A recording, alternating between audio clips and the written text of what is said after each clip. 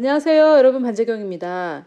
지난 시간에 꿈이 없거나 꿈을 이루는 방법을 모르는 당신에게라는 제목으로 여러분들과 말씀을 나눴습니다. 사실 저도 그 말씀을 곰곰이 생각하고 준비하고 하면서 정말 하나님의 말씀처럼 우리에게 이렇게 답을 완벽하게 가져다 주시는 것이 또 있을까? 그런 생각을 했고요. 제가 이 하나님의 말씀을 연구하고 분석하고 해석해서 여러분들에게 전달하는 그런 일을 맡았다는 게 정말 너무나 감사했던 그런 시간이었습니다. 그런데 오늘 제가 여러분들과 나눌 이 말씀에서도 제가 여러분들께 이 방법을 전달해 드리려고 이렇게 말씀을 찾아가는 과정에서 하나님의 말씀의 놀라움을 하나 발견한 게 있어요. 그래서 여러분들께 그것을 나누고 싶어서 준비를 해봤습니다. 오늘은 지난 시간에 구원의 옷과 의의 옷을 입으라고 말씀을 드렸는데, 그러면은 그 꿈이 이루어지는 옷차림은 무엇인가? 이것에 대해서 여러분들과 함께 나눠보도록 하겠습니다. 자, 지난번에 저희가 시편 말씀과 이사야 말씀을 통해서 논리를 전개해 봤잖아요. 시편에는 여호와를 기뻐하라. 그러면 그가 내 마음의 소원을 내게 이루어 주시리로다. 또는 영어 성경에는 마음의 소원을 주시리로다 라고 되어 있어서 우리 마음에 꿈이 없거나 또는 그 꿈을 이루는 방법을 모를 때 그것에 대한 답은 여호와를 기뻐하는 것이었습니다. 그런데 사실 이런 것들이 굉장히 추상적이죠. 여호와를 어떻게 기뻐하지? 하하하 뭐 이렇게 기뻐하나? 이렇게 굉장히 추상적이에요. 모르겠어요. 여러분들은 어떠신지. 저는 구체적인 것을 좀 좋아하는 편이라 이런 것들을 읽으면은 그래, 여호와를 기뻐하면은 내 마음의 소원이 이루어지는구나. 할렐루야. 이렇게 되지가 않아요. 여호와를 기뻐하는 것이 도대체 무엇인지 그걸 알아야 제가 실천하고 순종할 수 있기 때문에. 그런데 너무나 감사하게도 이사야 61장 10절에 답이 있었죠. 이사야가 내가 여호와로 말미암아 크게 기뻐하며 내 영혼이 나의 하나님으로 말미암아 즐거워하리니, 그래서 이렇게 내가 기뻐하는데 그것에 대한 근거는 이는 그가 구원의 옷을 내게 입히시며 공의의 겉옷, 즉 의입니다. 공의의 겉옷을 내게 더하심이 신랑이 사모를 쓰며 신부가 자기를 보석으로 단장한 같게 하셨다. 그래서 이사야가 자기가 기뻐하는 근거를 말할 때 구원의 옷과 공의의 겉옷을 주셨기 때문에 내가 여호와를 기뻐한다라는 것이죠. 그래서 우리가 여호와를 기뻐하면 꿈이 이루어지는데, 여호와를 기뻐할 수 있는 근거는 구원의 옷과 공의의 옷이 무엇인지 알아야 여호와를 우리가 기뻐할 수 있다라는 그런 논리를 추론해낼 수 있습니다. 여기에서. 자, 그러면 이것이 저의 그냥 근거 없는 주장이 아니라 성경 말씀을 근거로 해서 우리는 이런 명제를 얻어낼 수 있습니다. 여호와를 기뻐하면 소원이 이루어진다. 또는 소원을 주신다. 그리고 여호와를 기뻐하는 것이란 구원의 옷과 의의 옷이 주어진 것을 아는 것이다. 그러면 구원의 옷과 의의 옷을 입으면 내가 여호와를 기뻐하게 되고, 여호와를 기뻐하면 마음에 소원이 생기거나 또는 이루어 주신다라는 결론을 내릴 수가 있습니다. 그래서 소원을 이루는 방법은 구원의 옷, 의의 옷을 입는 것이죠. 자, 그러면은 이 옷을 입어야 된다라는 다른 구절들을 몇 가지 더 소개해 드리려고 해요. 우리가 어떤 교리를 만들려면 성경 구절 하나 가지고 해서는 안 되거든요. 그리고 우리는 신약의 성도들이니까 구약의 구절 하나만 가지고 교리를 만들어내면 안 돼요. 그래서 신약의 구절들을 몇 가지 소개해 드리겠습니다. 로마서에도 보니까 오직 주 예수 그리스도로 옷 입고 정욕을 위하여 육신의 일을 도모하지 말라. 여기에서 예수 그리스도로 옷을 입으라고 나와 있어요. 이것을 제가 따로 설명을 하지 않아도 나의 태도와 자세를 예수 그리스도와 같이 갖는 것을 옷 입는다라는 것으로 표현했다는 것을 금방 알 수 있죠. 그렇지만 좀 더 그것이 무엇인지 구체적인 것을 설명을 해 드릴 거예요. 그런데 벌써 이 말씀을 읽으면서 우리가 알 수 있죠. 옷을 입는다라는 것은 그런 태도와 자세를 갖는다라는 것이구나. 또 골로새서 3장 12절에도 보니까 그러므로 너희는 하나님이 택하사 거룩하고 사랑받는 자처럼 긍휼과 자비와 겸손과 온유와 오래 참음을 옷 입고, 그래서 여기에 이런 긍휼, 자비, 겸손, 온유, 오래 참음과 같은 이러한 자세를 가지라라는 것을 알 수 있겠죠. 또 에베소서 4장 24절에도 하나님을 따라 의와 진리와 거룩함으로 지으심을 받은 새 사람을 입으라 라고 나와 있죠. 다 옷을 입는 그 표현을 가져다가 쓰고 있습니다. 또 우리가 잘 알고 있는 전신갑주, 마귀의 간계를 능히 대적하기 위하여 하나님의 전신갑주를 입으라. 그래서 구원과 의의 옷을 입으라고 하는 것이 구약의 한 구절만 나와 있는 것이 아니라는 것을 우리가 알 수 있습니다. 자, 그러면 여기에 예수 그리스도의 옷 또는 긍휼과 자비와 겸손과 온유와 오래 참음의 옷, 세 사람의 옷, 하나님의 전신갑주 등등 여러 옷이 있지만 오늘은 구원과 의의 옷에 대해서만 다루려고 하는데요. 특히 구원의 옷을 오늘은 말씀드리고자 합니다. 그 이유는 구원의 옷이란 특별히 꿈을 이루는 것과 연관이 있기 때문에 다른 옷들보다는 구원의 옷에 대해서 설명을 드리고 싶었던 건데요. 제가 이렇게 말씀을 나누다 보면 많은 경우 우리가 같은 단어를 쓰고 있으니까 그 단어에 대한 이해도 똑같을 것이라고 생각을 하는데 절대 그렇지가 않아요. 구원이라고 했을 때 10사람이 모여 있으면은 그 10사람이 다 다른 뜻으로 이해를 하고 있거든요. 그래서 저는 우리가 이 구원의 옷이라고 했을 때 구원이 무엇인지 먼저 정의를 하고 진행하기를 원해요. 이것이 구약이니까 구약을 기록한 히브리어를 찾아봤습니다. 그랬더니 정말 놀라운 것이 나와 있어요. 이 사전이 히브리어와 헬라어는 특별한 언어이기 때문에 사전을 찾아보면 항상 실망한 적이 없어요. 뭔가가 정말 놀라운 것이 하나씩 나옵니다. 자, 구원은 영어로 salvation과 deliverance라고 하는데 salvation은 save에서 나왔으니까 salvation 다 알고 계신 거고 또 deliverance는 deliver 구해주다에서 나온 거니까 구원이라고 했을 때 salvation 또는 deliverance 이 두 개를 씁니다.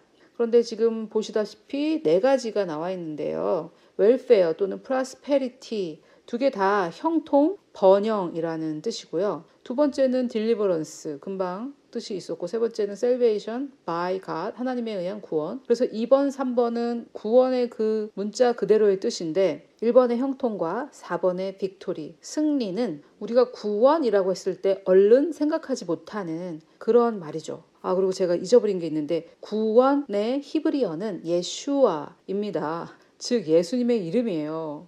너무 놀랍죠? 예수님의 이름이 뜻이 구원이에요. 그래서 구원의 옷을 입는다고 했을 때에는 좀 전에 제가 보여드렸던 로마서 13장 14절에 예수 그리스도로 옷을 입는 것과 같은 것입니다. 너무 놀랍죠, 여러분. 이 말씀이 서로가 다 이렇게 연결되어 있다는 것이. 그러면 구원의 옷을 입고라고 했을 때 히브리 사람이 그걸 들을 때에는 예슈아로 옷을 입고 이렇게 들려요. 그 언어가 그렇기 때문에. 그래서 구원으로 옷을 입는다라고 했을 때 히브리어로는 예수님으로 옷을 입는다라는 것과 같은 뜻입니다. 너무 놀랐습니다. 그래서 오늘은 이 구원은 salvation과 deliverance, 구해주고 구출해주는 것이 맞지만 우리가 잘 인용하지 못했던 이 형통과 승리를 적용해 보려고 합니다. 자, 그래서 지금까지 우리가 꿈을 이루려면 구원과 의의 옷을 입어야 되는데 또 이 옷 입는다라는 것이 신약에도 많이 나와 있다는 거 말씀드렸고 또 이제 우리는 구원의 옷을 입어야 되니까 구원을 정의했습니다. 우리가 이미 아는 것 외에 형통과 승리라는 뜻이 있다고 말씀을 드렸어요. 그러면 형통과 승리에 오신 구원의 옷을 입어야 된다는 것을 이제 아셨죠. 그런데 어떤 자세를 갖고 어떤 태도를 갖는 것을 입는다라고 표현한다라고 말씀드렸는데 그러면은 그것을 구체적으로 어떻게 하는 것인가? 그런데 여러분 이 설명을 좀 드리자면은 어떤 경우 찔림을 받으실 수도 있는 설명이라서 미리 좀 그렇게 말씀을 드리고 싶습니다. 자, 만약에 여러분 내가 이 은혜의 복음을 들은 지 꽤 됐는데 아직도 낮은 자존감과 싸우고 있다. 그렇다면은 구원의 옷을 받았다는 것은 알았지만 그것을 많이 입어보지 않았다라는 증거입니다. 조금 마음에 찔림이 오시더라도 잘 받아들이시면 아마 큰 도움이 되실 거예요. 이런 경우 구원의 옷은 받았다는 것은 알았지만 그것을 많이 입어보지 않은 경우는 항상 제자리 걸음을 할 수밖에 없어요. 왜 그러냐면 구원의 옷을 받았다라는 것을 깨달을 때 은혜 받았어요. 내가 의롭다라는 것을 깨달았어요. 이렇게 이제 은혜를 받아요. 그런데 또 이렇게 쓰러집니다. 또 쓰러져서 이렇게 막 헤매다가 또 말씀을 드리면 은혜 받았어요. 내가 오늘 의롭다라는 것을 깨달았어요. 이러고 또 회복이 돼요. 그리고 또 이렇게 다시 쓰러집니다. 그리고 또 은혜 받았어요. 오늘 내가 의롭다라는 걸 깨달았어요 하면서 항상 제자리 걸음을 하게 돼요. 이게 너무너무 어떻게 생각하면 참 슬픈 거죠. 우리가 꿈에서 막 어디로 뛰어가고 싶은데 그 자리에서 계속 제자리 걸음하는 것처럼 그런 악몽과 같은 상황이에요. 처음에는 이럴 수 있습니다. 처음에는 우리가 복음을 새롭게 깨달으면서 정말 내가 의로웠구나. 나는 이미 다 가졌구나. 내 영은 완벽하구나. 이걸 깨달으면서 정말 감격하고 은혜 받고 이런 시간이 반드시 필요합니다. 그런 시기에 계신 분들에게 제가 제자리 걸음한다라고 말씀드리는 것이 아닌데 이것을 지금 몇 년째 제자리 걸음을 계속 하고 있다면은 그것은 이 구원의 옷을 받았다라는 것을 깨닫기만 하고 입어보지 않았다는 거예요. 즉 아버지가 새 옷을 사주셨어요. 그래서 그걸 보고 우리 아버지 너무 좋아. 정말 저런 옷을 날 사주다니 이러면서 걸어놓고 나갈 때는 또 거지 옷을 입고 나가는 거예요. 그래서 거지 옷을 입고 나갔으니까 거지 취급을 받았겠죠. 거지 취급을 받고 또 이러고 들어와서 또 옷장을 보니까 그 구원의 옷이 있는 거예요. 아버지가 사주신 그 비싼 옷이. 우와, 아버지가 저 옷을 사주셨지? 정말 좋아. 우리 아버지 너무 좋아. 옷도 너무 멋있네. 와, 막 이렇게 또 감격을 해요. 그러다 또 나갈 때 또 거지 옷을 입고 나가는 거예요. 그 거지 옷을 입고 나가니까 또 어떻게 하겠어요? 거지 취급을 받겠죠? 그럼 또 막 이러고 들어와서 또 옷장을 열어보니까 또 그 옷이 있는 거예요. 우와, 이렇게 계속 쳇바퀴를 도는 것이죠. 왜요? 그 구원의 옷을 입어본 적이 없기 때문입니다. 자, 그러면 그 구원의 옷을 입어본 적이 없다는 것은 또 무슨 뜻이냐? 항상 수혜자의 입장에 있는 사람들은 그 옷을 입어본 적이 없는 것입니다. 무슨 말이냐면 항상 배우는 입장, 항상 누가 나한테 가르쳐 줘야 되고 나는 배워야 되고 이런 거 있죠. 나는 항상 따라가는 입장, 누가 항상 나를 이끌어 줘야 돼요. 뭐 성향상 그럴 수도 있지만 항상 그래서는 안 됩니다. 누군가가 나한테 은혜를 끼치면 은혜를 받아서 감동은 해요. 유튜브를 보고 설교를 듣고 좋은 말씀을 보면 은혜를 받아서 감동은 해요. 하지만 누가 그렇게 전하는 것을 듣기만 하는 입장인 것입니다.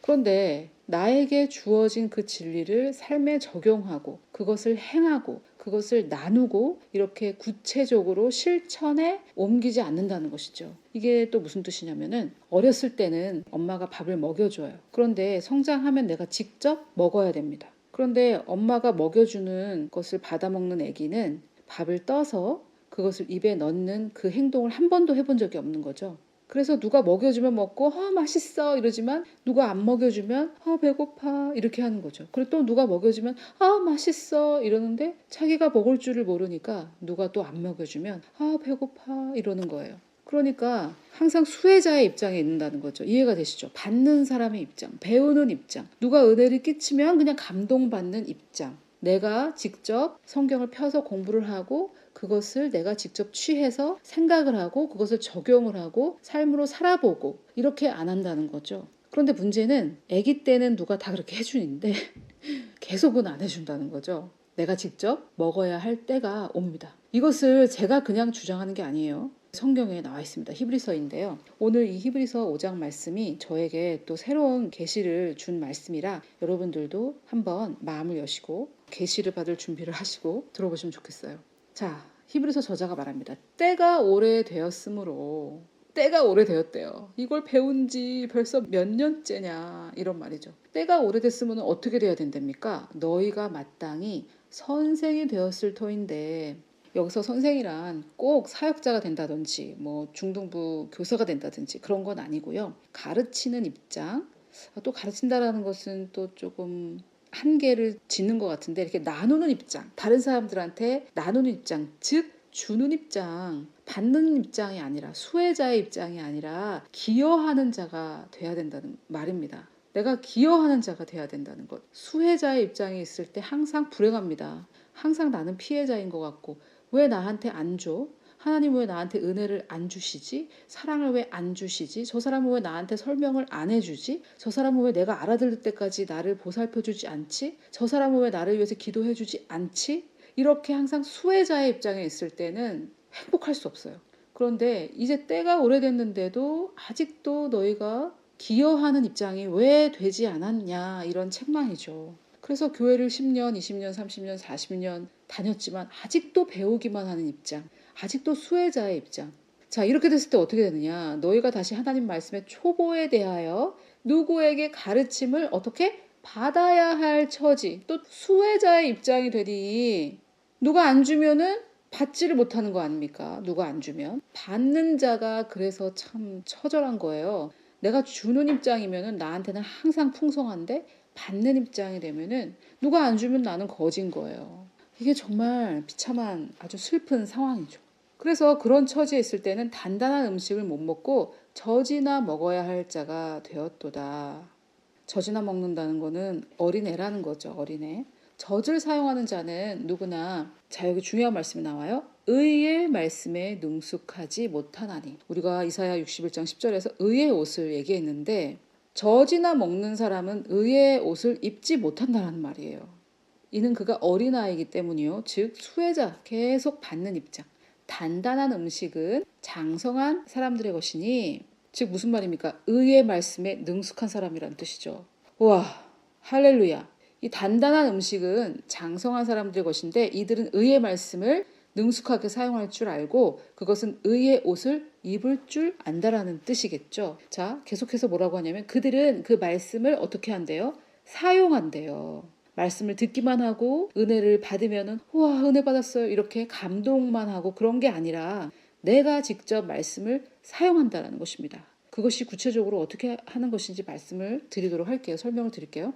그들은 그 말씀을 사용함으로 감각들을 단련하여 선악을 분별하는 사람이라. 여기서 선악이란 옳고 그름이다라기보다는 무엇이 좋은 것이고 무엇이 나쁜 것인지, 내가 어떻게 해야지 지금 바람직한 것이고 어떻게 하면 좋지 않은지, 그런 것을 말하는 거예요. 저는 이 14절이 옷 입는 것을 설명하고 있다고 생각해요. 왜냐하면 제가 이 감각들이라고 나와 있는 거, 개역개정에는 지각을 사용하여 이렇게 나와 있는데, 이것이 제가 또 사전을 찾아보니까 이런 뜻이 있어요. 정말 놀랍더라고요. 우리 마인드, 우리가 새롭게 해야 되는 마인드의 기관이라는 뜻이 있는데, 무엇을 하냐면은 인식하고 이해하고 판단한다고 합니다. 여기서 판단은 좋은 판단이겠죠.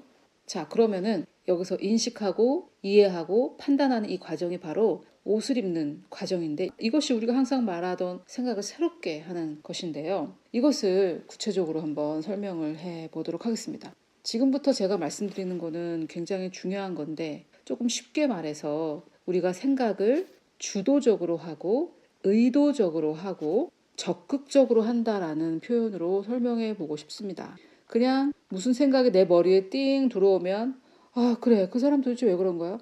나보고 어쩌라고? 이렇게 그냥 수동적으로 머릿속에 들어오는 생각에 휘말려서 휘둘려서 이렇게 생각하는 거 말고요. 내가 주도적으로, 내가 주인이 돼서 주체적으로 생각을 하고 적극적으로 생각을 하고 의도적으로 생각하는 것을 말합니다.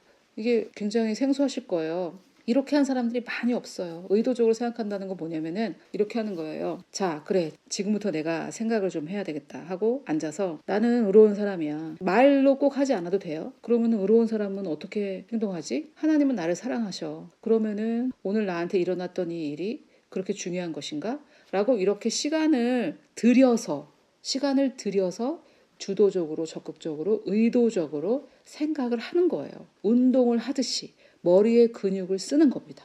이것이 인식하기, 이해하기, 판단하기로 지각들, 감각들이라고 번역된 저 단어의 뜻인데, 자, 인식하기. 먼저 나에게는 구원의 옷이 있지 하고 인식을 하는 거예요. 일단은 좀 말씀을 알아야 인식을 할 수 있겠죠. 또, 아, 그래, 내 영은 완벽하다고 했지. 인식을 하는 거예요. 하나님은 이미 나의 모든 죄를 용서하셨지. 이렇게 인식을 하는 거예요. 그런데 오늘은 우리가 승리와 형통에 대해서 생각해 보기로 했으니까 그거를 좀 한번 해볼까요? 삶의 어느 순간에 내가 이 생각을 새롭게 하기, 옷 입기가 필요하다고 느껴지는 그 순간에, 사실 옷은 아침에 입어야 되잖아, 나가기 전에. 그런데 어쨌든 옷 입기가 필요하다고 생각되는 그 순간에 인식하는 거죠. 아니야, 나는 형통하고 승리한 그 옷을 주셨어. 하나님께서 이미 나에게 형통과 승리의 옷을 주셨어. 이게 인식입니다. 그 다음에 이해하기. 이것은 깨달음 또는 총명으로 번역이 되기도 하는데, 우리가 보통 깨달았다 이러면 또 굉장히 수동적으로 생각해요. 누가 설명을 잘 해줘서 내가 깨달았다 이런 식으로. 근데 그런 게 아니에요. 내가 이해를 하는 겁니다. 내가.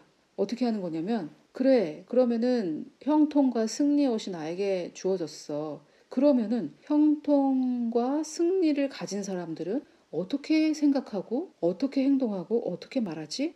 내가 이렇게 이해를 하는 겁니다. 내가 할 수밖에 없어요. 이게 이해하기 이 부분이 또 무슨 뜻이 있냐면, 음식을 입에 넣어주면은 그것을 씹어서 삼켜서 내 몸에서 영양분을 흡수하는 것. 그거는 누가 해주겠습니까? 그건 아무도 해줄 수 없어요. 어린 아이일지라도 엄마가 음식을 입에다 넣어줄 수는 있지만 그것을 누가 씹게 할 수 있습니까? 본인밖에 못하죠. 그것을 씹어서 음식을 씹어서 다 씹은 다음에 삼킬 수 있을 때까지 다 씹은 다음에 삼키고 그것이 온몸에 영양분이 흡수되는 것. 그게 바로 이 언더스탠딩이라고 번역된 총명이라고 우리나라 말로는 번역됐는데 바로 이겁니다. 이 이해한다, 깨닫는다라는 것이 내가 주도적으로 하는 행동이라는 거 굉장히 좀 강조해서 말씀드리고 싶어요. 그래서 나에게 승리와 형통이 주어졌으면 그런 사람들은 어떻게 생각할까? 내가 그걸 씹는 거죠. 그 말씀을 계속 씹는 거예요. 계속 씹어야죠. 지금 내가 이렇게 생각하고 있는 이 방법으로는 생각하지 않을 것 같아. 승리하는 사람이 이렇게 힘들다, 어렵다 이런 말은 하지 않겠지? 계속 이렇게 생각을 하는 거죠. 이해를 하는 거죠. 그런 다음 판단을 하는 거예요. 아, 그러면은 내가 오늘 이렇게 생각했던 거, 마귀가 준 생각에 휩쓸렸던 것은 악했다, 옳지 못했어, 틀렸어, 잘못했어. 이건 아니야. 그러면은 승리와 형통의 옷을 입은 사람은 이렇게 행동을 하겠지라고 이제 마무리, 판단을 하는 겁니다. 그래서 히브리서 5장 14절에 근거해서 옷을 입는다라는 것은 즉 의의 말씀을 사용해서 감각들을 단련하여 선악을 분별하는 것이라고 할 수 있는데 이게 바로 우리가 추구하는 지금 배우고자 하는 옷을 입는 것이죠. 아침에 일어나서 우리가 밖에 나가기 전에 옷을 입잖아요. 그런 것처럼 영적인 옷도 입어야 돼요. 이게 무슨 말이냐면 이 옷은 구원의 옷, 의의 옷은 내가 만들지는 않았습니다. 예수님께서 값을 치르고 사주셨어요. 선물로 받았죠. 그런데 옷이 아침에 덤벼서 나에게 저절로 입어집니까? 옷을 아버지가 사주실 수 있지만 그것을 입는 건 내가 해야죠. 누가 입혀줬으면 좋겠지만 내가 아기가 아니니까 내가 입어야 됩니다. 그래서 나를 가장 잘 표현해줄 옷을 입듯이 그리스도 안에 있는 나의 정체성을 가장 잘 표현해줄 옷을 입어야 돼요.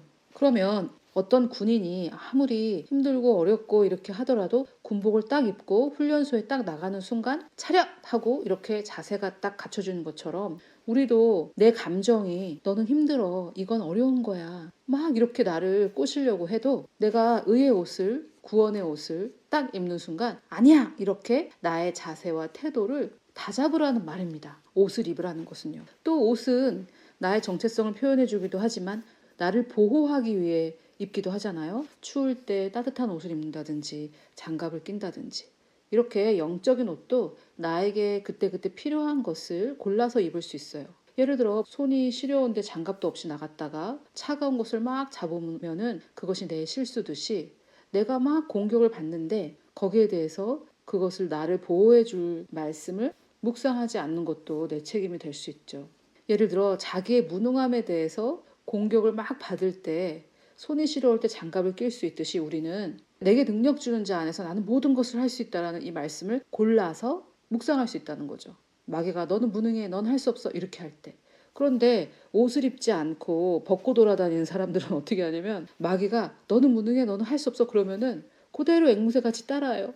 난 너무 어려워요. 난 못해요. 힘들어요. 너무 어려워요. 해도 안 돼요. 이런 말 하는 사람들. 그런 말 하는 사람들은 옷을 벗고 돌아다니는 거하고 똑같다는 거예요. 왜 사단이 준 생각을 얼른 받아서 그거를 말로 내뱉어서 사단의 생각에 동의를 하십니까? 그럴 때 아니야 이렇게 하고 내게 능력 주시는 자 안에서 내가 모든 것을 할 수 있다고 하셨어 이렇게 해야죠. 이게 바로 옷을 입는 것입니다. 그렇게 하지 않는 것은 옷을 벗고 돌아다니는 거하고 똑같아요. 너무 끔찍하죠. 자, 그러면 우리가 출근할 때 샤워를 하고 머리를 감고 드라이를 하고 화장을 하고 또 나를 제일 잘 표현해줄 옷을 골라 입고 하는데 시간이 얼마나 걸리십니까? 그런데 영적인 옷은 입는데 얼마나 걸리십니까? 또는 아예 안 입고 나가십니까? 벗고 돌아다니십니까? 벗고 돌아다니니까 사단이 생각을 딱 주면 화살을 딱 쏘면 꽂혀가지고 힘들어 나는 못해 이렇게 하는 거 아니에요? 하나님의 전신갑주를 입지 않으니까 원수가 쏜 그 불화살을 맞으니까 아프죠. 자, 그런데 제가 금방 하나님의 전신갑주를 언급했는데 구원의 투구잖아요. 참 이것도 신기하죠. 우리가 지금 이사야 61장 10절에 나온 구원의 옷에 대해서 배우고 있는데 이 구원은 또 신약에서는 옷 중에서 투구랍니다.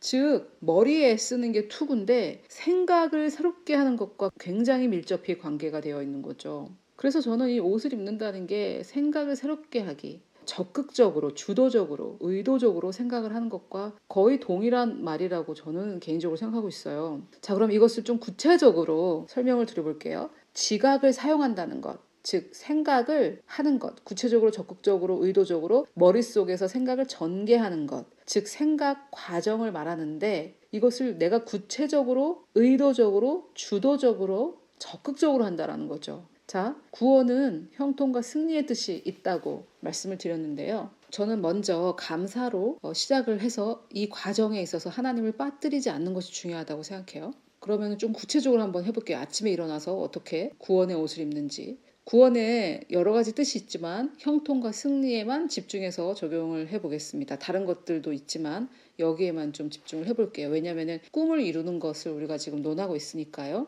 아침에 일어나서 구원의 옷을 입습니다. 그러면 먼저 주님, 저에게 구원을 주셔서 정말 감사합니다. 제가 스스로 얻어낼 수 없는 이 놀라운 구원을 주셔서 감사합니다. 예수 그리스도께서 나를 위해 십자가를 져주시고 그 결과 내가 구원받은 것 정말 감사합니다. 이렇게 감사로 시작해서 하나님을 좀 빠뜨리지 않았으면 좋겠어요. 그래서 이제 아침에 일어날 때 피곤해 이렇게 하지 마시고 또 하루가 시작됐어. 짜증나. 이러는 거는 벗고 돌아다니는 겁니다. 사단이 준 말을 그대로 받아서 입으로 뱉음으로 해서 사단의 말에 힘을 실어주는 언어 생활이에요. 그러면 우리는 어떻게 해야 되느냐? 생각을 한번 해봐야죠. 인식을 하라고 그랬잖아요. 인식하기. 형통하고 승리하는 사람은 어떻게 하루를 맞을까? 생각을 해보는 거죠. 나에게 형통과 승리가 주어졌는데 나는 형통하고 승리하는 사람과 똑같이 하루를 맞고 있을까? 여러분 한번 생각해보세요. 형통하고 승리하는 사람이 일어날 때 또 하루가 시작됐어. 이렇게 일어나겠습니까? 아니면 우와, 오늘은 또 무슨 일이 일어날까? 주님이 나를 위해 오늘은 또 뭘 준비해 놓으셨을까? 와, 내가 오늘도 하나님의 나라를 위해 일할 수 있는 기회가 주어졌구나. 이렇게 생각을 하겠죠. 그러면은 아직까지 감정은 그렇지 않더라도 그렇게 생각을 해보는 것이 히브리서 5장 14절에서 말한 단련하는 과정입니다. 단련하는, 우리의 생각을 단련하는 거죠. 자, 그 다음에 내 임무를 해야 되는 상황에 있을 때 형통하고 승리하는 사람은 어떻게 할까요? 이것도 언제까지 해? 이거 다 할 수 있을까? 나는 왜 이렇게 항상 힘든 일을 해야 돼? 하나님 왜 나한테 이렇게 어려운 일을 시키셨지? 힘들어, 어려워. 이게 뭡니까? 벗고 돌아다니는 거죠. 그러면 또 사단이 화살을 뿅 쏘면 또 맞아가지고 아파 하나님 치유해 주세요. 또 이렇게 되는 거죠. 자기가 벗고 돌아다녀서 그래요. 그런데 승리하고 형통하는 사람은 임무를 대할 때 어떻게 해요? 항상 승리하고 항상 형통하니까 이것도 잘 될 거야. 하나님께서 나에게 능력 주시고 힘 주셨으니까 잘 될 거야. 이미 나는 예수 그리스도 안에서 승리했어. 이거는 이미 다 이루어진 일이야. 그렇게 미래로부터 이 임무를 보면서 이 일을 대하겠죠. 미래로부터 본다는 게 무슨 뜻인지는 관련 동영상을 밑에 달아 놓도록 하겠습니다. 또 사람들을 대할 때 승리하고 형통하는 사람은 어떻게 사람들을 대할까요? 이 사람들 정말 너무한 거 아니야? 이렇게 할까요? 항상 승리하고 형통한 사람들은 내가 이 사람들을 어떻게 섬길까? 나는 승리하고 형통한 사람인데 이 사람들을 어떻게 도와줄 수 있을까? 이런 생각하지 않을까요? 이 사람들한테 뭘 얻어먹을까? 이 사람들은 나한테 뭘 해줄 수 있지? 이 사람한테 뭘 취할까? 이런 생각은 하지 않겠죠. 형통하고 승리하니까요, 이미. 또 재정을 대할 때 헌금을 하고 싶지만 돈이 없잖아. 이렇게 생각할까요? 아니면 나는 승리하고 형통하니까 여기에 헌금하고 싶다. 저 사람을 도와주고 싶다. 이렇게 생각하지 않을까요? 이것이 바로 구체적인 옷 입는 방법입니다. 구체적으로, 적극적으로, 의도적으로 생각을 하는 거죠. 여러분, 이것의 반대, 즉 구원의 옷을 벗고 다니는 사람들의 입에서 나오는 말은 일단 생각을 안 하니까 인식하기, 이해하기, 판단하기를 일단 안 해요. 그냥 화살이 딱 꽂히면은 사단이 준 그 생각을 말로 뱉어버려요. 인식하기, 이해하기, 판단하기를 안 합니다. 생각을 안 해요. 그리고 생각하는 거가 힘들고 어렵다고 자꾸 말해요. 이게 사탄에게 속는 겁니다. 이것을 여러분 정죄로 듣지 마십시오. 정죄로 듣지 마시고 꿈을 이루는 비밀의 열쇠를 받는다고 생각하셔야 합니다. 자, 이런 말을 하는 사람들은 하나님께 감사하지 않는다라고 저는 확신할 수 있어요. 왜냐? 하나님께 감사하는 사람들은 이런 말이 나올 수가 없습니다. 감사가 굉장히 중요한데요, 여러분. 감사가 바로 여호와를 기뻐하는 것의 또 다른 방법이에요. 왜냐하면 이사야가 뭐라고 그랬습니까? 구원의 옷과 의의 옷을 주셔서 신랑의 옷과 신부의 옷을 주셔서 너무 내가 여호와를 기뻐한다. 그게 뭐예요? 기뻐한다. 그 말이 바로 여호와께 감사하는 거 아닙니까? 감사라는 표현을 쓰지 않았지만, 왜냐하면 이사야가 구원의 옷과 의의 옷을 주셨다라고 고백을 했는데, 그래서 어떻게 할까요? 그 옷을 받았으니까 일단 입겠죠. 그죠? 그 구원과 의의 옷을 일단 입겠죠. 이걸 제가 오늘 설명을 드린 것이고요. 어떻게 입어야 되는지 설명을 드린 것이고, 그런데 이 옷들을 주셔서 너무 내가 기뻐한다. 이게 감사한다 이 말 아닙니까? 하나님께서 이 옷을 주셨어요. 정말 신랑과 신부가 그 단장한 것과 같이 이 구원과 의의 옷을 주셨어요. 이 말이 감사하다는 뜻이죠. 그래서 구원의 옷을 입으면 반드시 그 입에서 감사가 나옵니다. 힘들다 어렵다 이 말이 나오고 있다는 것은 옷을 벗고 다닌다는 뜻이에요. 그러면 해결책은 간단합니다. 구원과 의의 옷을 입으시면 돼요. 구원과 의의 옷을 입는다라는 것은 어떤 거라는 것을 제가 쭉 설명을 드렸습니다. 자, 이거는 시간을 들여서 구체적으로, 의도적으로, 주도적으로, 적극적으로 생각을 하는 것이기 때문에, 즉 내 생각을 단련하는 것이기 때문에 어느 정도 시간이 걸리고요. 우리의 생각을 우리가 주도적으로 해야 됩니다. 사탄이 끌고 가는 대로 끌려가서는 안 돼요. 또 굳이 사탄이 와서 방해를 하지 않아도 자동적으로 부정적으로 돌아가는 시스템이 이미 내 머리에 구축되어 있을 수도 있기 때문에 그 길을 다시 성경적으로 틀려면 굉장한 에너지가 들어갈 수도 있습니다. 그런데 반드시 이것을 우리는 해야 되죠. 이렇게 해야만 변화가 오기 때문입니다. 자, 그래서 정리를 좀 하고 싶은데요. 우리가 여호와를 기뻐하면 소원이 생기거나 또는 그 소원이 이루어진다고 말씀드렸고요. 또 구원의 옷을 입을 때, 의의 옷을 입을 때 여호와를 기뻐하게 된다고 말씀드렸습니다.